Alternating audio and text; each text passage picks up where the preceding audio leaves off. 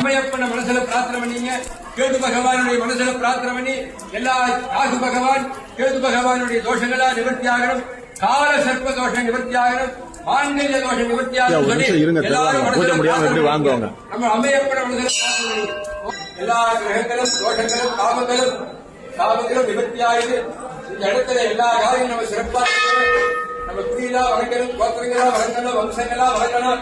மனசுல நினைச்ச காரியங்களா நல்லபடியா நடத்தி கொடுக்கணும்னு சொல்லி எல்லாரும் அம்மையப்பனையும் செங்கோட்டு வேலவரையும் எல்லா சுவாமியும் நல்ல மனசுல பிரார்த்தனை பண்ணி எல்லா குலதெய்வத்தை மனசுல பிரார்த்தனை பண்ணிக்கங்க.